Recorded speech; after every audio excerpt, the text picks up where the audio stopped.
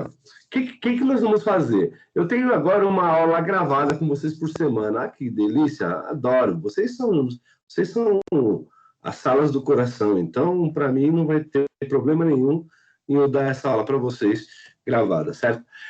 O que vai acontecer? Nessa aula gravada... Oi? Pode falar, filho. Rapidinho, descompartilha sua tela rapidinho. Professor, rapidão. Tirar essa tela, ok. Não, só descompartilha rapidinho. Vou tirar, só pra já ver tirei. Tirei. Tá, já tirei. Aqui parece que tem alguma coisa na sua porta, professor. Na porta? Parece que é um bicho, não sei. Aonde? Aqui do lado? Ali atrás, aqui assim? Ali. Dá uma olhada lá. É um ventilador. Não é Não, ali não. Não, É que pra nós é esquerda. Pra você é direita. Tá, aqui?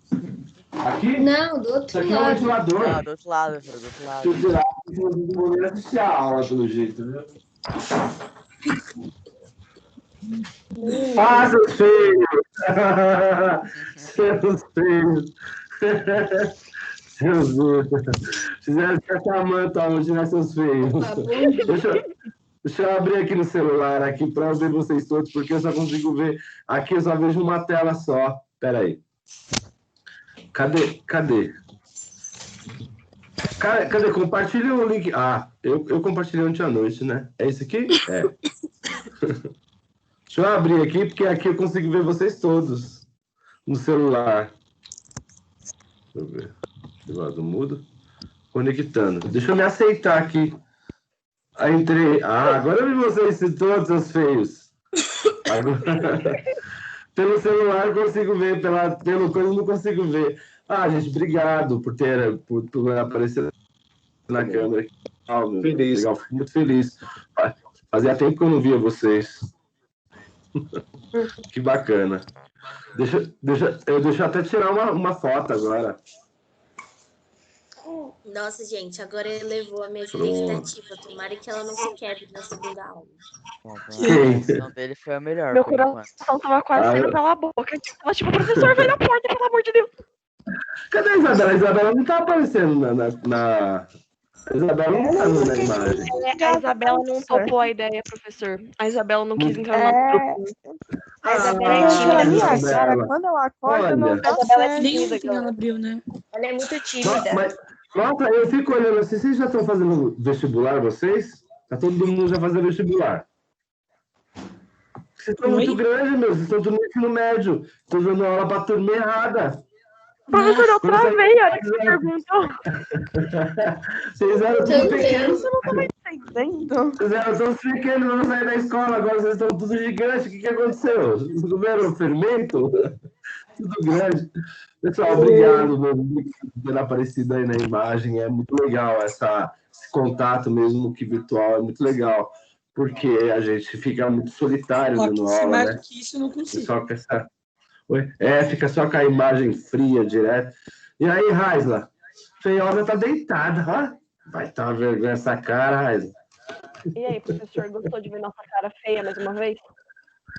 Cara feia não, vocês são lindos. Muito obrigado, viu, gente? Adorei. Então, aí voltando aqui, que a gente estava conversando, é o seguinte. Vocês terão agora mais uma aula por semana. Nessa aula, eu vou tentar fazer ao máximo o seguinte: orientações sobre algum determinado exercício.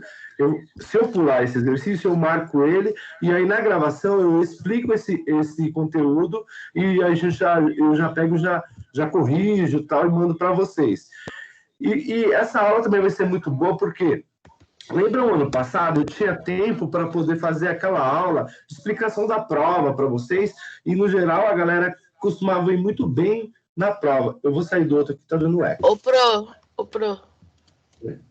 A Raisa mandou avisar que ela caiu. Ela falou que na hora que você foi falar com ela caiu.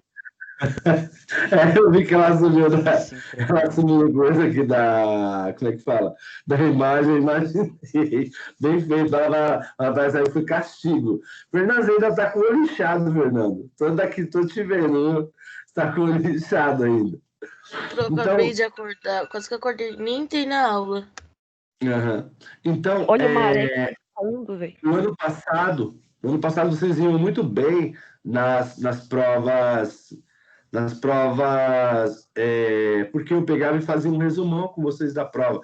E esse ano, por conta que as aulas são mais corridas, eu só tenho uma aula por semana, porque assim, fala assim, professor, você tem uma aula que são duas. Ok, é 1h30, dá realmente 2 aulas. Mas, gente, aí eu começo a conversar com vocês igual agora, a gente já está conversando, ó, já passou 15 minutos. Aí eu respondo os exercícios com vocês. Então, nisso, acaba que o tempo ele corre mais rápido e eu não consigo desdobrar isso, desmembrar isso. Lá na escola eu consegui desmembrar porque era uma aula num dia e uma aula no outro, não eram aulas seguidinhas. Aulas seguidinhas eu acho que rende menos do que 2 aulas quando são desmembradas, sabe? Porque a gente vê 2 vezes por semana e acaba tendo outras coisas, né? Você vai lembrando durante a semana e coloca. Mas o que acontece? Com essa aula gravada, eu vou conseguir pegar a prova e aí a gente conversa sobre a prova. Então, quando vocês forem fazer, terão menos dúvidas na hora da resolução. Beleza? Então, eu acho que vai ser bacana isso aí. Pode falar. Por que você tá com 2 câmeras? Porque eu abri a do celular que eu consigo ver vocês. Na câmera do computador não consegue ver todo mundo. Ah, tá. Só vê um, por exemplo, agora há pouco você estava vendo Fernando, agora você vai vendo a Isabela, né? Isabela Palmeira. No computador. Compartilha só eu e um. Eu não consigo compartilhar um monte, deixar no mosaico aqui, todo mundo. Eu consigo dessa forma aqui que eu fiz com vocês, ó. Quer ver? Deixa eu mostrar aqui, ó. Ó, aqui eu consigo ver todos. Tá vendo? Olha eu, que feio. Então, aqui eu consigo ver vocês todos, entendeu? E no caso do computador, eu vejo só uma imagem por vez. Agora eu estou vendo na história.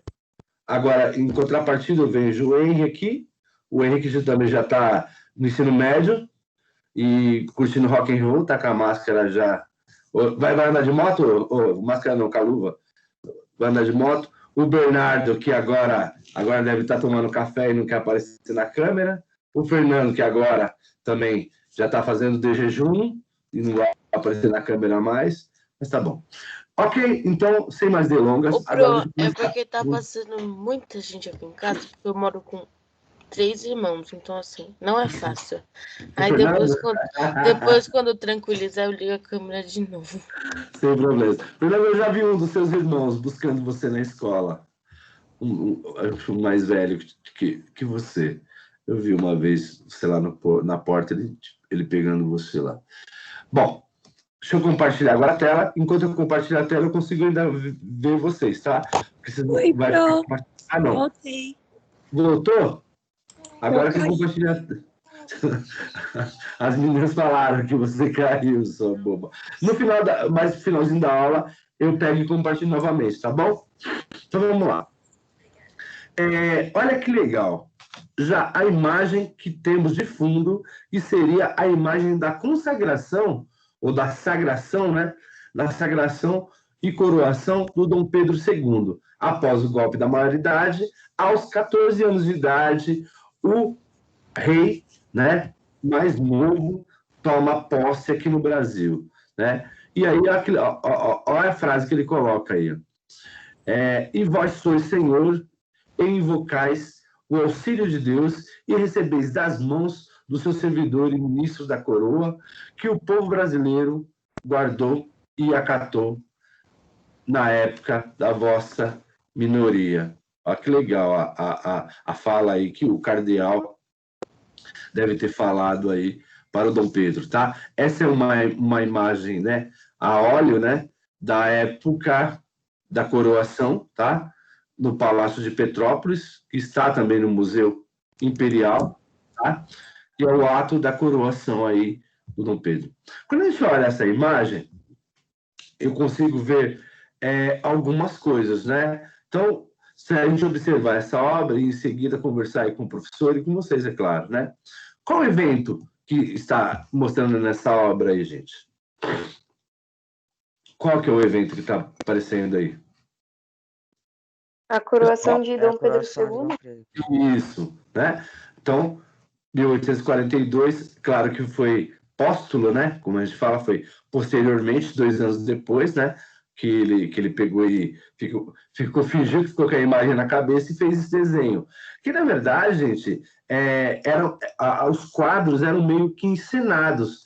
Eu não sei se vocês já assistiram algum filme de época que, por exemplo, eles tentavam colocar... Quer ver? Eu assisti um filme que para vocês é meio pesado, não assistam, tá? Chama Os Borgias, tá? Mostra como que era a Igreja Católica, é bem sinistro o filme, bem pesado. E aí o que acontece? O Papa Alexandre lá, ele tinha uma amante, né? E aí ele pegava e mandou desenhar, pintar ela com o rosto da Virgem Maria. Então, olha as coisas que esses caras faziam, os poderosos, né? Na época, então, era uma coisa bem estranha aí, tá? Então, quais grupos sociais foram representados e como você chegou à conclusão aí? Quais grupos sociais estão representados aí, gente? A nobreza e o clero? Nobreza e o clero, né? Aqui ao lado também temos os militares, né? Que também fazem parte dessa classe social, né? Mas só para a gente colocar aqui, na verdade, como que está ficando importante a questão aqui do clero, tá? Ou dos militares, tá? Essa parte de cima aqui é a família imperial, né? Está aqui em cima, as irmãs de Dom Pedro, tá? E provavelmente a mãe dele também, aqui nesse canto, mas está representada a família real, né? Que seria o clero, da forma que você colocou, ou a nobreza, né?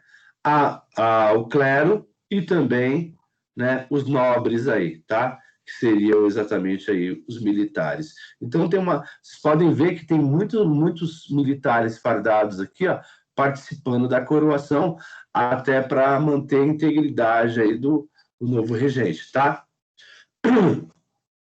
E aí ele pede o seguinte: relacione a notícia publicada no Jornal Diário do Rio de Janeiro, de 1841 acima, reproduzida a expressão com a representação de Moreux. Então, essa daqui é do jornal, tá? E essa daqui é da coroação. O que vocês me falam sobre essas duas coisas aí? Hein, peoples? O que vocês acham aí? Vocês acham que a notícia veiculada no jornal, ela está concomitante aí com a questão da coroação? Você acha que a tira escrita no jornal faz jus à pintura? Hein, pessoal? Mas assim, o jornal seria esse pedaço que tá aí em cima? Isso. Seria, ó. E vós, Senhor, que invocais o auxílio de Deus, que recebeis das mãos de seu servidor e ministro da coroa, que o povo brasileiro guardou e acatou na época de vossa minoria. Quando ele fala de época de vossa minoria, ele fala o seguinte: quando ele era menor de idade. Tá relacionado que uma coisa tá falando da outra.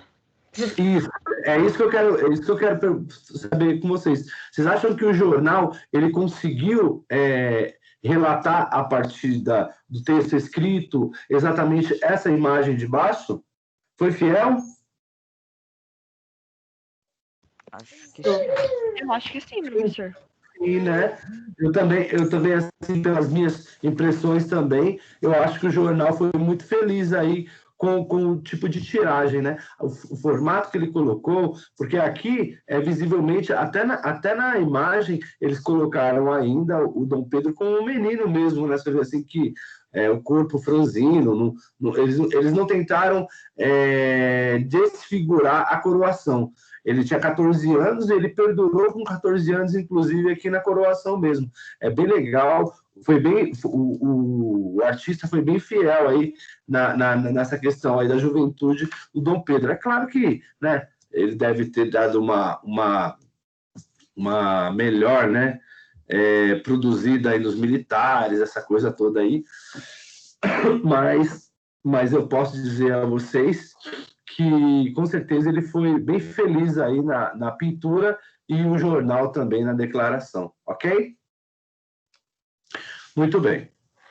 Agora, passei para outra aqui. Então, aqui nós temos o golpe da maioridade, né, que leva o Dom Pedro de Alcântara, que ocupou o Império aí de 1840 a 1889. Exatamente quando acaba a monarquia no Brasil e se inicia uma república federativa, tá? Cadê? Você já saiu da página 29? Só foi pra 30? 9? Já, eu tô na 30 agora, tá? Embaixo da Já negócio mudei, página, tá? original, Fernando. Aqui embaixo já temos... aqui nós já temos... Embaixo nós temos uma questão aqui de organizar as ideias, né? Então, antes de avançar nos estudos, né, sobre o Brasil Império, vamos retomar alguns temas estudados no período regencial de 1830 a 1841, né? Então, vamos analisar as afirmativas. Então, como comprova a denominação, o período foi marcado pelos governos regentes? Isso aí é uma afirmativa? Sim, gente. Anteriormente, esse período aqui, até 1841, durante 11 anos, quando Dom Pedro II vai para Portugal e o governo fica nas mãos de uma regência, né? Tá certo aqui? Então, como comprova a denominação? Sim. Ok? Sim. Então, durante todo o período, governaram apenas 3 regentes, que integram a regência trina permanente? Não, né? Na verdade, teve a regência trina, a regência una e uma nova regência trina novamente, tá? Então, não dá para dizer que foi uma só. Essa está errada, tá? Esse período foi marcado por revoltas em diversas partes do território brasileiro, as questões políticas regionais e o descontentamento com a política nacional podem ser apontados como causas dessas revoltas? Sim ou não? Sim. Sim, né?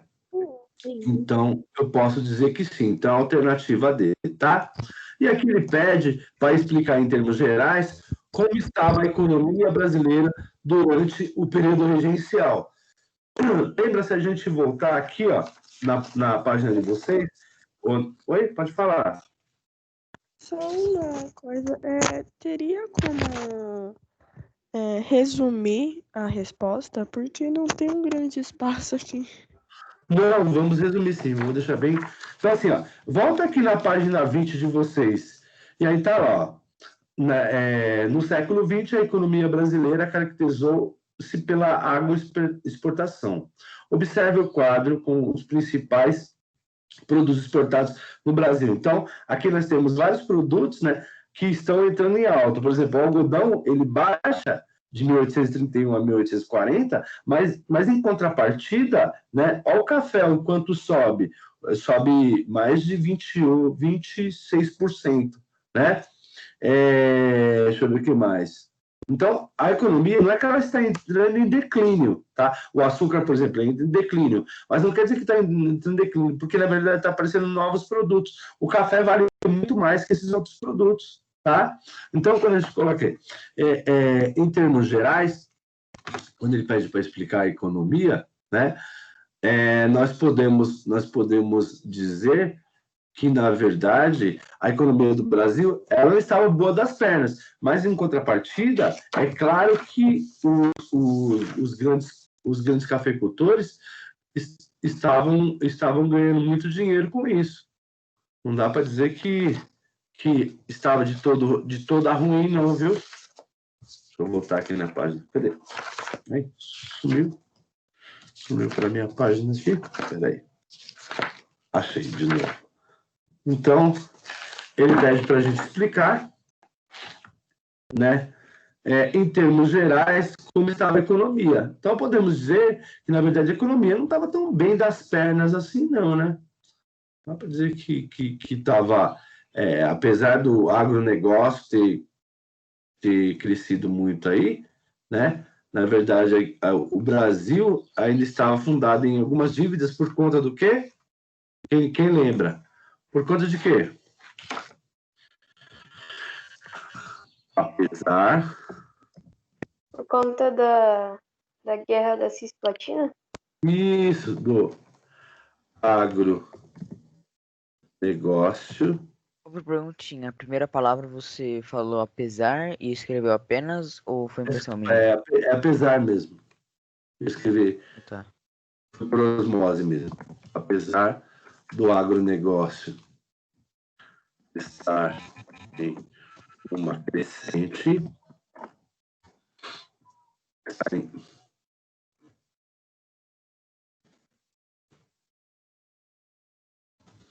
o Brasil se vê afundado em revoltas sociais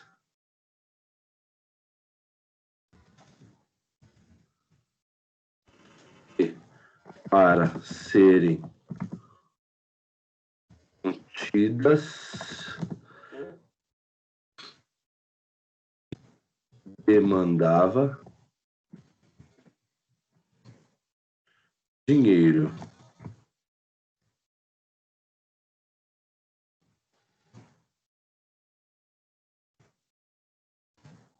Para isso, os empréstimos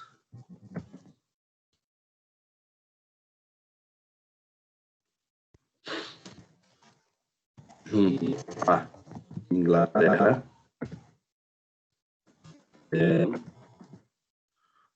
cada vez mais frequentada.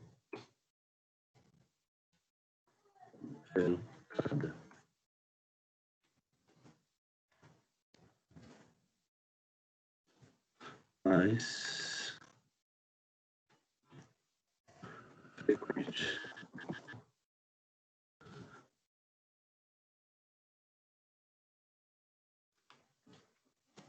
Deixando o Brasil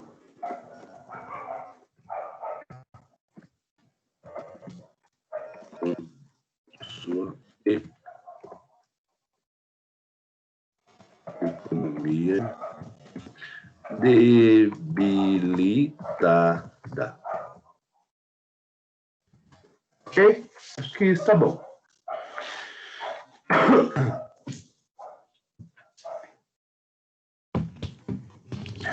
Uma das marcas principais políticas desse novo reinado é uma coisa já muito conhecida por vocês, chamada de poder moderador. O poder moderador, ele não vai sair da Constituição. Na verdade, o pai de Pedrinho, né? Na verdade, ele deixa isso para a prosperidade, sabendo ele que, claro, que os militares são astutos, claro que os conservadores são astutos, claro que os liberais são astutos, e que, na verdade, ele como um príncipe regente, ou como seu filho, mesmo que já tivesse maioridade, teria muitos problemas para governar o Brasil pelo fato dele ser da família dos Orleans e Bragança. Só pelo fato dele ser de origem portuguesa, ele já teria muitos problemas aqui com relação aos liberais e mesmo com os conservadores. Os conservadores, né, latifundiários, acabavam dando a sua grande contribuição. Por quê? Porque, na verdade, eles sabiam que a monarquia ia tentar, ao máximo, fazer a manutenção do processo de escravocrata, né? Então, fazendo essa manutenção, os grandes latifundiários estavam muito bem obrigados. E, por exemplo, não mexendo nas terras. Apesar de que, em 1850, né, vai ter a primeira lei de terra no Brasil, já é onde o governo começa meio que, né, já perdeu um pouco a graça dos conservadores. Mas os liberais, né, principalmente com outros tipos de negócio, agronegócio no Brasil, tipo os estancieiros lá do Sul, já não vi com grande, né, com grande interesse essa coisa monarquia. Eles eram adeptos aí mesmo dessa ideia de Simão Bolívar, até por conta ali da proximidade que eles tinham com as províncias que eram aí, que se tornaram países aí como Colômbia, Venezuela e Bolívia e tudo mais. Então, por conta dessa proximidade, também esse ar de libertário também meio que contaminou o Sul. E o Sul tinha mesmo essa empreitada de tentar ao máximo se livrar do Brasil, né? Não deu muito certo aí no primeiro período, como eu falei para vocês, mesmo trazendo o grande navegador Giuseppe Garibaldi, né? E tem toda aquela questão da aventura, né, que aconteceu, né, com o romance, com a Anita Mafaldi e tudo mais, mas acabou que não deu muito certo, né? O Sul não conseguiu manter a República Juliana, que foi assim que foi dado o nome lá para o Sul. Não conseguiu manter, e, é claro, as tropas de Dom Pedro avançaram sobre e eles conseguiram entrar num acordo, né? Ninguém foi responsabilizado, né? Um cara chamado Bento Gonçalves era ele que na verdade comandou toda essa negociata, e eles voltaram, na verdade nunca deixaram, né, de fazer parte do território brasileiro, porque não foi aceitado pelos regentes, e aí o que aconteceu? Voltou a fazer parte de toda a República Federativa do Brasil, que ainda não é federativa, mas é uma república, né, do Brasil aí, tá? Então, é claro que nós temos esses dois grupões aí que na verdade vão fazer oposição aí ao máximo ao segundo reinado. Para quê? Para que, na verdade, eles consigam serem beneficiados aí, né? Então, mesmo com toda essa polêmica aí de golpe de maioridade e tudo mais, né, tem essa questão mesmo de, na verdade, eles estarem aí pensando nas questões aí de benefício próprio. Mas o poder moderador será utilizado novamente, né? E aí, para anular, por exemplo, novos ministérios, né? O Poder Judiciário conseguiu, né, manter o Código Criminal aprovado para que os grandes latifundiários continuassem, né, meio assim, espertos lá com o que poderia acontecer, tá? E desse jeito foi sendo tocado aí o Brasil, tá? Pelo menos nesse primeiro momento, aí, dos primeiros 2 anos aí, que foi o ano aí onde o Pedrinho assumiu o poder, tá? Então, só que nesse período também ocorreram outras revoltas, né? E uma das revoltas seria em São Paulo e Minas Gerais em 1842, envolvendo conservadores, né, conhecidos como Alcunha de Saquarema, e os liberais, que eram os Luzias aí, tá? Nesse contexto, né, tem um textinho aqui embaixo na página 31, tá, Fernando? Então, coloca assim, ó. Derrotados pelas forças do Barão Caxias, esse cara, Duque de Caxias, ele vai ganhar uma expressão tão grande no exército que, na verdade, o nome dele vai entrar para a prosperidade, tá? Ele, na verdade, acaba entrando para o exército, tá? E ele vai ganhar muita visibilidade exatamente quando ele vai guerrear contra o Paraguai, tá? Então, os revolucionários de 1842 foram apresentados como revoltosos. Carregariam pelos tempos afora como um estigma e apelido de Luzias, lembranças dos locais onde ocorreram suas contundentes derrotas militares. Tenderiam a implementar, quando no governo, as ideias e as propostas dos conservadores, conforme lembrado o ditado popular: nada tão parecido com um Saquarema como um Luzia no poder. Então, Saquaremas, que eram os conservadores, colocam dessa forma, né? Então, jamais eles aceitariam os Luzias, né, que seriam os liberais no poder. Então ele coloca o seguinte aqui, ó. De acordo com a frase, nada tão parecido com os Saquaremas como o Luzia no poder, responda, havia diferença entre o interesse político de liberais e conservadores? Justifique sua resposta. Então, aqui, peraí que eu já vou colocar lá para vocês, tá?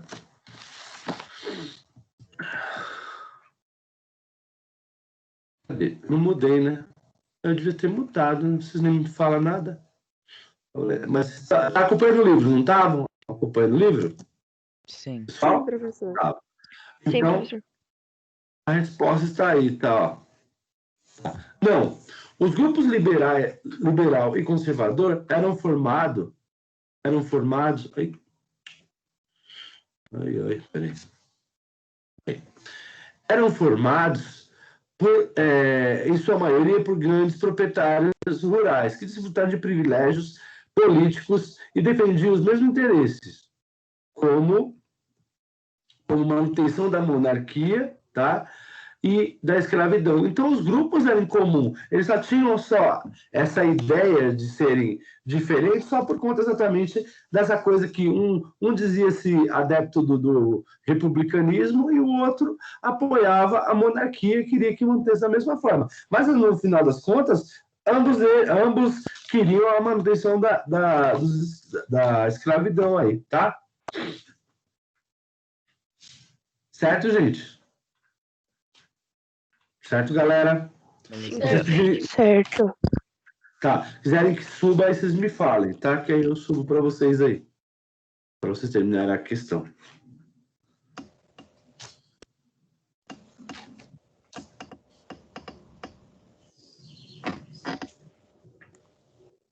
Após tanta briga no Brasil, eu estou na página 32, mas vocês podem continuar copiando, tá? Após tantas brigas no Brasil, né? Entre Saquaremas e Luzias, né? E todas essas brigas, né? Na verdade, essa briga que aconteceu aqui, né? No Brasil foi uma delas. É claro que, na verdade, nas votações, eles ficavam se provocando, né? Por exemplo, em 1840, lá, na verdade, o processo eleitoral aí ganhou de eleições do cacete. Por quê? Porque as eleições sempre foram fraudulentas no Brasil. Por que, na verdade, eu falo de eleições fraudulentas? As cédulas de votos, elas eram compradas no correio. Então, por exemplo, você imagina um cara que tem dinheiro, ele ia lá e comprava quantas cédulas eles queriam, colocavam o nome de quem eles queriam e, na verdade, votavam da forma que eles achavam melhor, entendeu? Então, no Brasil não tinha uma eleição séria, né? As eleições, na verdade, elas eram completamente fraudadas aí. Posso descer? Posso descer? Pode sim, professor. Não, professor, pode. Então, ó, voltei. Na hora que vocês falarem pode, me digam que eu desço, tá?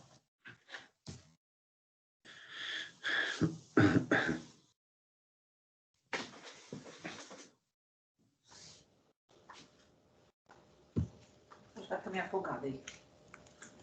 Ok.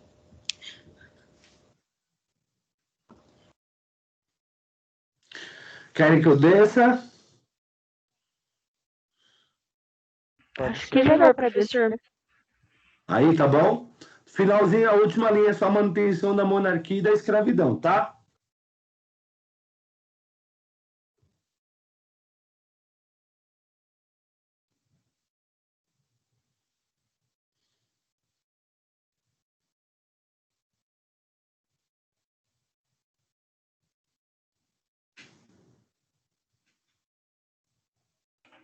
Pra mim já tá beleza, professor. Então tá bom. Ô, prof. Na hora que vocês falarem sim, eu mudo a página, tá? É porque tem uma imagem para gente fazer uma análise aí. E aí... Ô, prof. Oi, fala aí. Basicamente eram dois grupos que defendiam a mesma coisa, mas mesmo assim eles não afirmavam que era a mesma coisa? Eles brigavam entre si por conta dessa questão do presidencialismo, do parlamentarismo, tá? eles brigavam entre si, mas, na verdade, eles eram grupos privilegiados que tinham a intenção de manter a manutenção da monarquia e da escravidão, porque, por exemplo, o Simão Bolívar, você acha que eles fizeram manutenção da escravidão por muito tempo lá na Venezuela, na Bolívia, na Colômbia? Eles não fizeram manutenção durante muito tempo, né? Porque eles achavam que assim, essa coisa de escravidão era coisa, né, do passado e tal. E aqui no Brasil, se eles fizessem isso, é claro que a monarquia ia perder força na hora, né? Alguém ia falar alguma coisa, pode falar.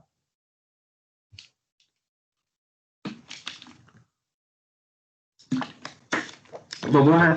Então, tinha essa denominação, né, de divisão aí entre os Luzias e os Saquaremas. Os Saquaremas seriam aí os conservadores e os Luzias os liberais, mas que gozavam, como eu falei para vocês, dos mesmos privilégios políticos e defendiam os mesmos interesses aí, tá?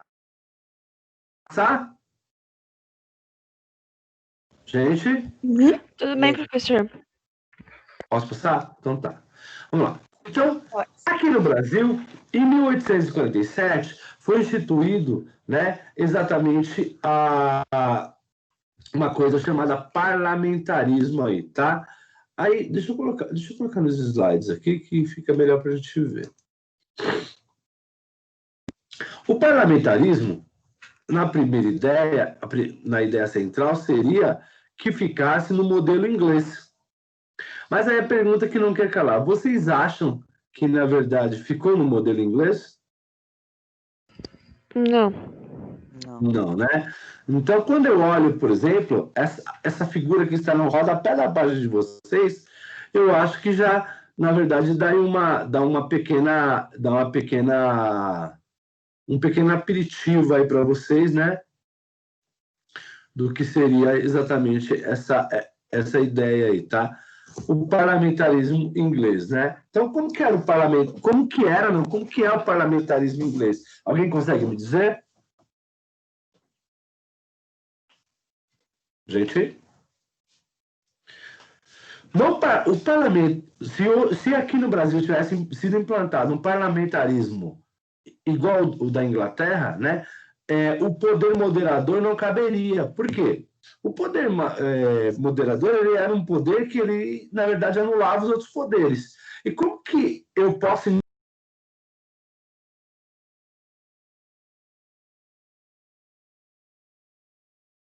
os partidos indicando o primeiro-ministro, sendo que exatamente o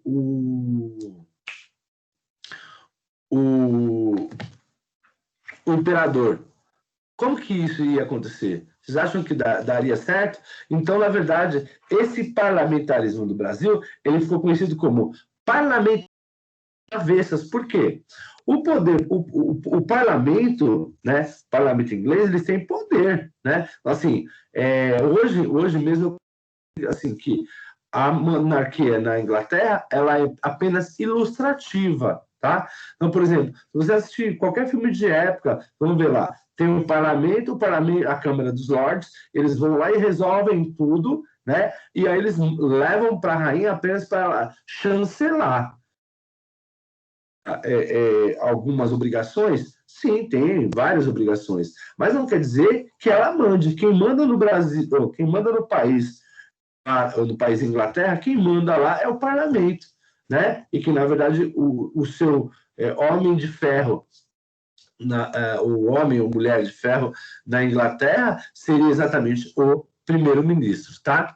E aqui no Brasil, é claro que por conta, né, do poder moderador, o parlamentarismo inglês, né, o partido com a maioria dos votos nas eleições indica o seu primeiro-ministro, né, parecido com aqui no Brasil, por exemplo, o deputado melhor votado, ele pode ser presidente da Câmara, por exemplo, né? Ou o partido que tiver maioria na Câmara pode indicar aí, na verdade, os presidentes da Câmara. Então, é muito parecido aí nas questões políticas, tá? O primeiro-ministro atua administrando o país e suas questões políticas, tá?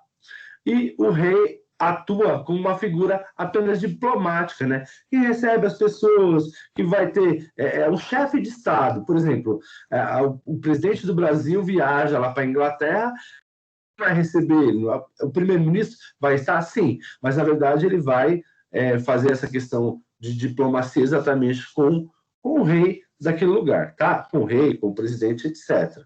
Ok? Então, esse é o parlamentarismo nos moldes ingleses, tá?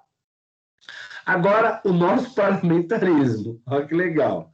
Parlamentarismo às avessas. O imperador escolhe o primeiro-ministro, independente das eleições, para ele tanto faz, né? Quem vai escolher o ministro e o presidente dos conselhos dos ministros é exatamente o imperador. O imperador ainda podia depor o presidente de conselho por meio do poder moderador, né? E ele também podia, ambos poderiam nomear membros de conselho, só então convocaram eleições. Só que, na verdade, se ele achasse que aquilo não estava muito certo, o que ele podia fazer? Ele podia dissolver isso também, tá? E as eleições geralmente eram fraudulentas, o que garantia a maioria do Partido Liberal ou Conservador, exatamente sempre no poder. Então, esse é chamado de parlamentarismo às avessas, tá? Aí lá na página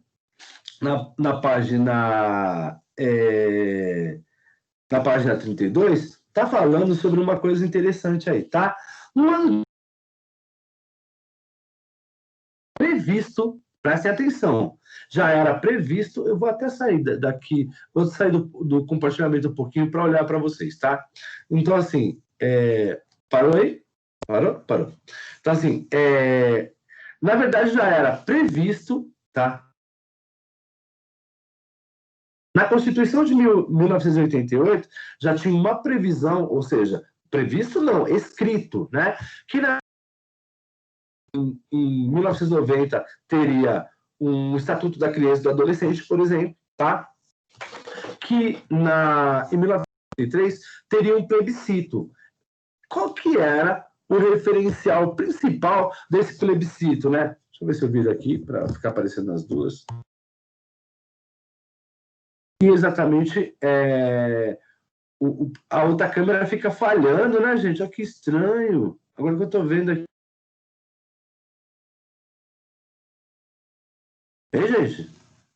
É assim que vocês me veem? Mas Peoples? Como, professor? Tá com duas câmeras, pronto. Nossa, eu estou vendo aqui a câmera do computador é muito ruim. Ela fica...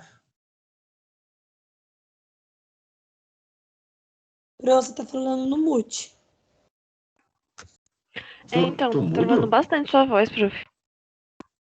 não, mas Tá mesmo? porque isso tá acontecendo de vez em quando no microfone do computador. No celular ele tá pra não ter aquela interferência. Ah, tá. Então eu vou fazer assim, ó, vou mutar.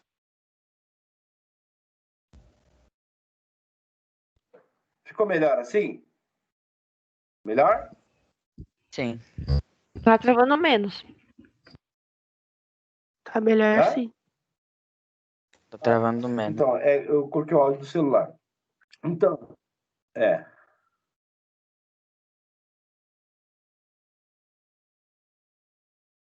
beleza.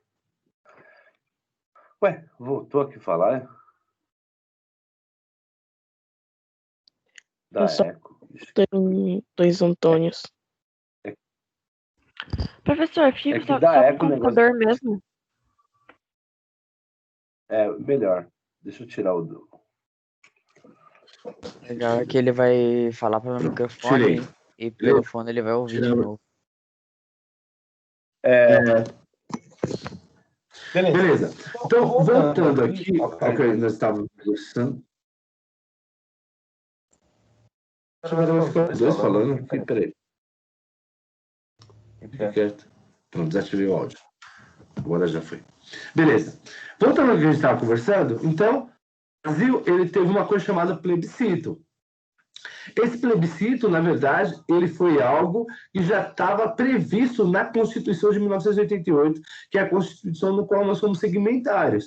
E aí, o que é um plebiscito? Agora é a pergunta. O que é um plebiscito?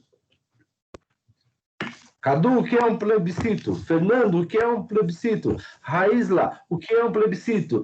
Fernanda, Fernando Manuela, Fernanda, eu já ia falar Fernanda Soria. Manuela Soria, o que é um plebiscito? Arthur Giana, o que é um plebiscito? Senhor Henry, o que é um plebiscito? Dona Isabela Damião. A Isa sabe, professor. A Isabela Costa sabe. A Manu que sabe, professor. Um lugar que você convoca pessoas para votar para alguma coisa. Professora, a Manu passa o dia estudando. Ela tem certeza sobre o que é. Pode perguntar pra ela. O professor. Quem quer? Professor. É um decreto aprovado Professor. no Partido Popular. Professor. Tô falando, pesquisando, professor. É tipo quando eles vão lá e fazem uma votação popular para decidir alguma coisa? Plebiscito de plebe. A consulta pública. É uma consulta pública, é isso mesmo. Então, assim, teve alguns anos atrás, eu não vou lembrar a quantidade de anos, se vocês estiverem com o celular fácil aí na mão e quiserem pesquisar, o computador, teve uma consulta pública para saber a respeito das armas. No ano foi 2014. Coloca aí, ó, plebiscito das armas. Aí ele vai dar o ano para vocês aí. Foi a último plebiscito, inclusive eu votei, tá, gente? Eu fui lá votar. Por exemplo, quando tem uma eleição, é que a gente já acostumou com o nome popular. Então, assim, eleição. A eleição, o que é? Uma consulta pública. O que é uma consulta pública? Um plebiscito para saber qual é o candidato melhor preparado, que melhor representa aquela população. Quer dizer que, na verdade, aquele candidato ele é 100% preterido por todos? Não.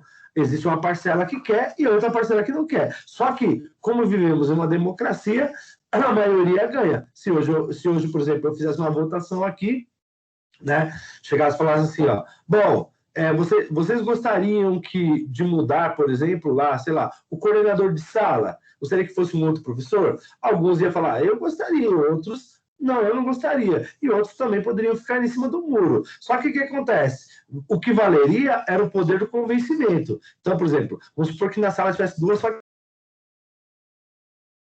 facções, modo de dizer, tá, gente? 2 grupos. Então, um grupo queria, né, seriam os Luzias e os outros os Saquaremas aí, tá?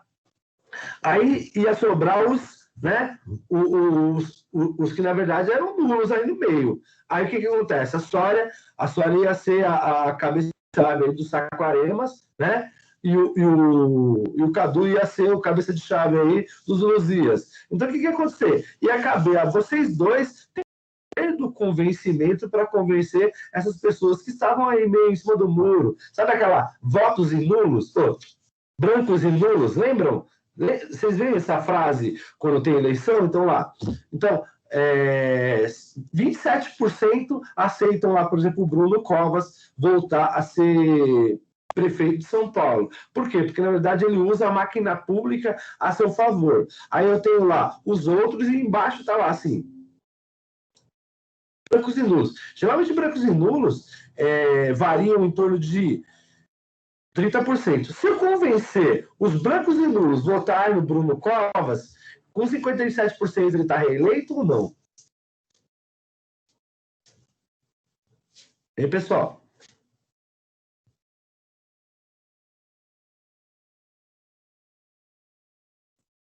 Com 51% ele estaria reeleito ou não? Minha voz, gente? Acho que não. Sim. Que sim. Eu tô falando, parece que vocês não estão ouvindo. Tá. Então, com 51% ele seria reeleito. Isso aí é só para a gente fazer um breve relato do que seria essa ideia, tá? Então, em 1990 foi colocado em votação. Então, teve há pouco tempo, eu não lembro o ano, teve o das armas. Adivinha o que foi colocado para a eleição, gente, em 1993 aqui no Brasil? Previsto em Constituição. Sabe o quê? Que tipo de poder o Brasil deveria ter? se seria um presidencialismo, né, democrático da forma que é, se seria um parlamentarismo, um presidencialismo parlamentarista, uma monarquia parlamentarista, né?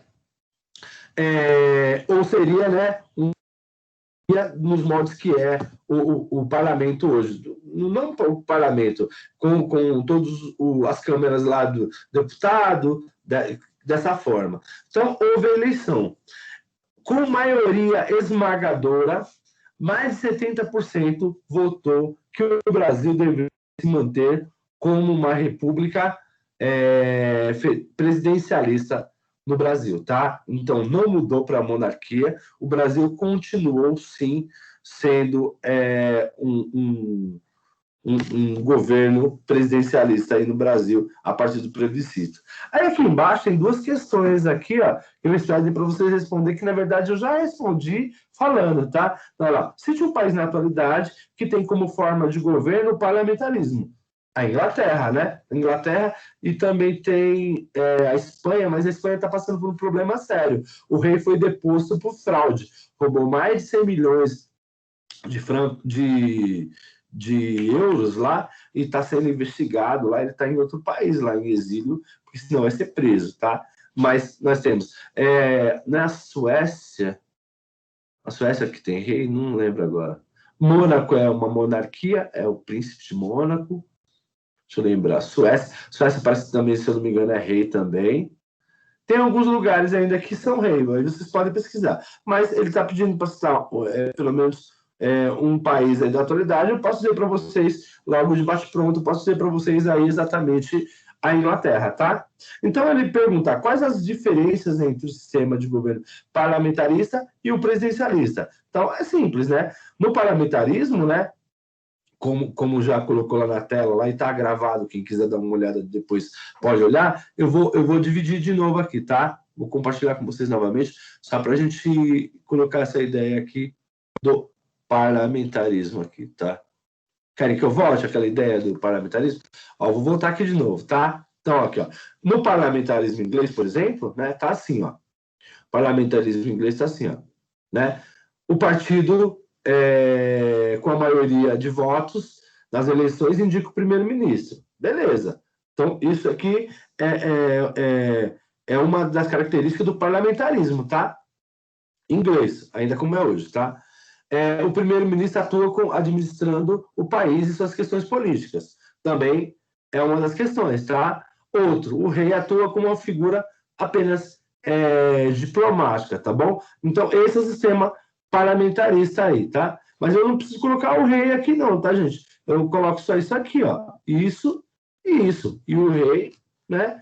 Não precisa colocar, tá? Aí, no caso aqui, ele coloca... E no sistema presidencialista? No sistema presidencialista, nós temos os três poderes, aí entra as ideias do Montesquieu, tá? Nós temos os três poderes, né? Ou seja, legislativo,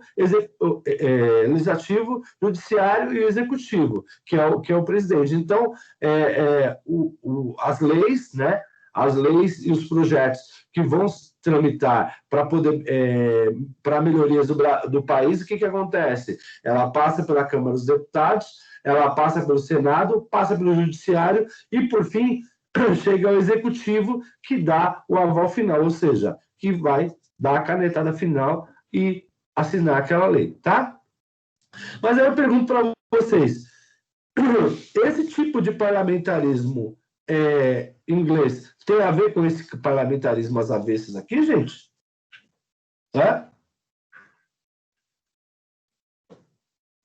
Não, por nada a ver. Não, nada a ver, né? Aqui embaixo, inclusive, tem uma charge colocando assim, ó, né? A charge a seguir foi publicada no jornal sátiro O Mequetrefe, publicada no Rio de Janeiro durante o segundo reinado. Analise e, com base no que você já estudou sobre o período, responda no caderno as questões. Então, ele coloca aqui, ó, vamos observar aqui, ó, diplomacia, né? Então, diplomacia seria aí representado pelos conservadores aí, tá? E o rei ele só manipulando as pessoas, né? Aí, aqui no caso, essa mulher que ele está erguendo aí seria a escravidão, tá? Aqui do outro lado seria aí os conservadores, né? E aí embaixo está lá, ó, a diplomacia dele. Na verdade, ele fazendo todo esse esquema para poder manter poder, né? Então, ó, ele coloca, ao longo dos 49 anos do segundo reinado, Dom Pedro formou 36 gabinetes. Em 21 deles predominaram os liberais, que governaram por 19 anos, 5 meses. Nos restantes predominantes, os conservadores, que governaram por 29 anos e 9 meses. Então, só para a gente ter uma base de como, na verdade, mudou-se muito, muito, muito pouca coisa, né? Durante. Quem ficou mandando aí no poder foi exatamente, né, a transferência de poder entre um e entre o outro aí, tá? Na aula gravada, eu pego e faço a correção desses exercícios aqui, tá bom? Só para a gente continuar aqui. Não pensem em vocês que também no segundo... Nós estamos na página 33 da apostila, tá? Não pensem em vocês que, na verdade, mesmo com essa mudança ou esse revezamento de poder entre liberais e conservadores, não existiram novas revoltas sociais no Brasil no segundo reinado, tá? Dentre elas, nós podemos colocar essa Revolução Praeira, né? A Revolução Praeira, que acontece em Pernambuco, ela é algo assim que vai ficar marcado aí para a história do Brasil, tá? Então, lá, província de Pernambuco, tá? O Partido Liberal, por ter sua sede na Rua da Praia, por isso fica denominado como Revolução Praeira, em 1848, tá? Dissidentes do próprio partido, ou seja, pessoas que, na verdade, foi descartada lá por Dom Pedro, né? Acabam liderando aí essa revolta aí, tá? E tudo por eleições fraudulentas, como eu falei para vocês, tá? Então, mas em pouco tempo as tropas imperiais vêm e derrotam o movimento e prendem os seus líderes aí. Então, na verdade, não foi muito adiante aí, tá bom? Ocorreu em 1848, mas, né, em 1853 já estava tudo certinho, aí já estava tudo liberado novamente aí, tá? Economia, né? Quando a gente olha aqui a foto, é visível, né, que a economia do Brasil, né, ela era baseada exatamente na mão de obra escrava, né? Então, aqui provavelmente é do Oeste paulistano, aí mostrando exatamente, não do Oeste não, essa aqui é uma foto do Vale do Paraíba, tá? E mostrando para vocês, né, a economia cafeeira aí mesmo, tá? E depois, quando, na verdade, começa o processo de emigração para o Brasil, não de imigração, migração é quando eu saio, né? Quando eles começam a chegar aqui de imigração paulista, no primeiro processo de imigração começam a vir italianos, espanhóis, né? Dentre outros aí, japoneses também, né? Começam a vir aqui para o Brasil, principalmente para o lado oeste, onde fica Campinas, Limeira, Leme, né? Porto Ferreira, Ribeirão Preto, esses lugares aí, quando começam a vir para cá, o que vai acontecer? Italianos, eles já têm assim como cultura essa questão mesmo do cultivo, né? Chama de oliva, de uva e tudo mais. Então, quando eles vêm para cá, na verdade, são pessoas que já são da agricultura. Então, quando eles vieram para cá, foi meio que um casamento perfeito aí. E o Oeste Paulistano, as terras eram muito mais produtivas. Um outro fator preponderante aí para o Vale do Paraíba é que é um lugar muito montanhoso. Não sei se vocês já viajaram para o Rio de Janeiro aí pela Dutra. Alguém já viajou para o Rio de Janeiro pela Dutra? Gente... são muito calados. Eu não vou saber se eu Já vou saber viajaram? pela Dutra. Acho que não. Já viajaram para a Dutra? Para ir para Aparecida do Norte, São José dos Campos? Sim, sim. Não sei se vocês conseguiram visualizar como que tem vale ali, não tem muito vale? Você olha para o lado, sempre tem uma parte mais montanhosa. Não sei se vocês conseguiram notar. Alguém já foi para Ubatuba, por São Luís do Paraitinga? Alguém já foi? Ali Eu não sei se tem ainda na mesma direção, mas quando minha família desce para viajar, é uma área bem montanhosa também. Então, só para vocês terem uma base do que a gente tá dizendo. E no Oeste Paulistano era algo assim muito mais plano. Então, quando vocês olharem aqui na página 34 de vocês, por exemplo, pode dar uma olhada, ó. Alto de Araraquarense, que é o Oeste Paulistano, tá? Alto Paulista de Alta Sorocabana, né?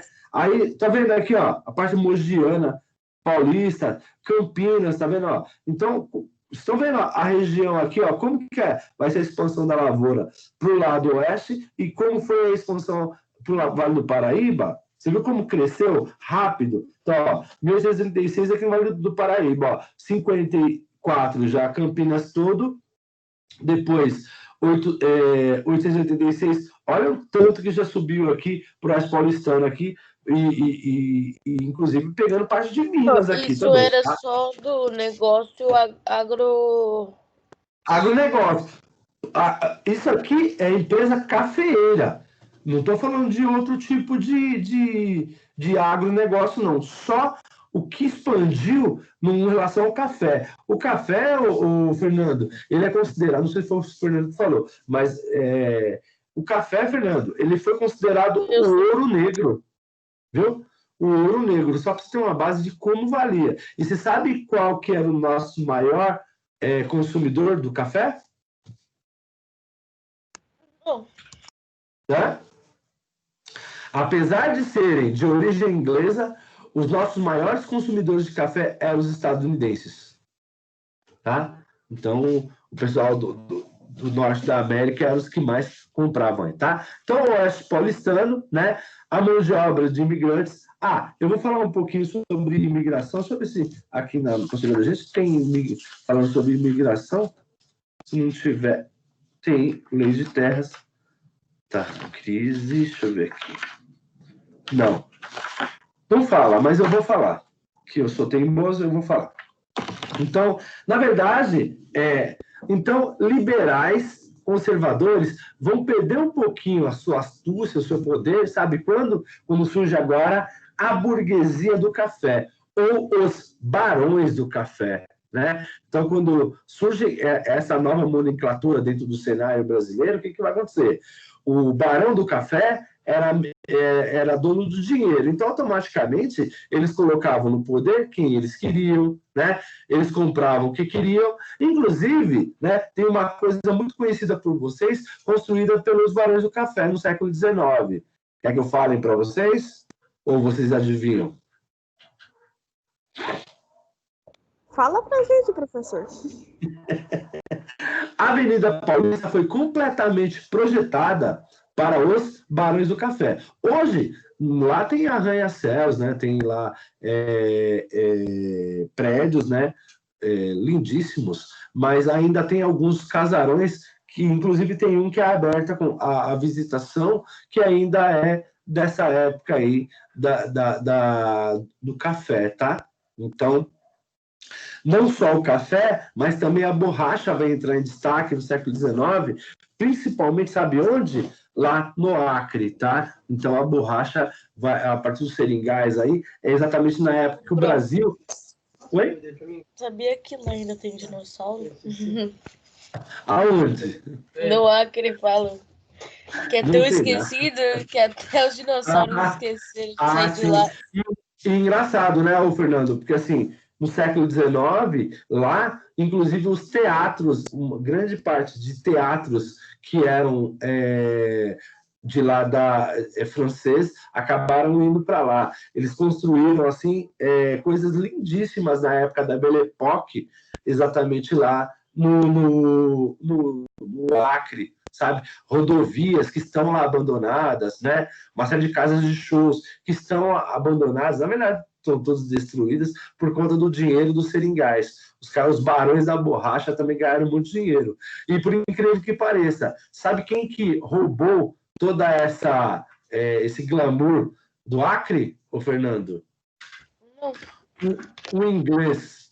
O inglês veio aqui, pegou uma muda apenas de seringueira e levou, sabe para onde? Lá para a Índia. E o solo era muito melhor do que o solo do Acre. O que aconteceu? Automaticamente ele conseguiu uma plantação imensa de seringueiras e ele conseguiu tirar borracha na Índia. Conseguiu tirar borracha a dar com pau aí, né? E aí acabou ganhando a concorrência da borracha, que era só nossa, né? Nós tínhamos monopólio de borracha aqui, vendíamos borracha para o mundo inteiro, para poder fazer carro, para fazer pneu de trator, de carroça, de uma série de coisas aí, bicicleta, um monte de coisa. E acabou que acabou acontecendo? O Brasil acabou perdendo essa frente dos produtos aí. Ainda temos os seringais ainda lá? Sim. Ainda tem pessoas que vivem dos seringais? Sim, mas ainda são muito poucas, tá? Meninos, para não dar overdose, deixa eu parar aqui, tá? Então, Vale do Paraíba, mão de obra escrava, né, e técnicas de cultivo predatória, ou seja, ia consumindo o solo, né? Depois eu vou falar um pouquinho de descanso de solo com vocês, tá? Próxima aula eu prometo que eu falo sobre essa questão. E, em contrapartida, o Oeste Paulistano, nos casos, tinham novas técnicas, beneficiando o produto, por exemplo, deixava o produto no sol, e aí tinha um lugar para poder queimar o grão, torrar o grão, né? Tinham máquinas para poder a produção ensacar mais rápido, e em contrapartida no Oeste Paulistano eram muito rudimentares, tá? E aí na próxima aula eu falo um pouquinho de técnicas, ou Sória ou Isabela, ou uma das Isabelas. Lembrem,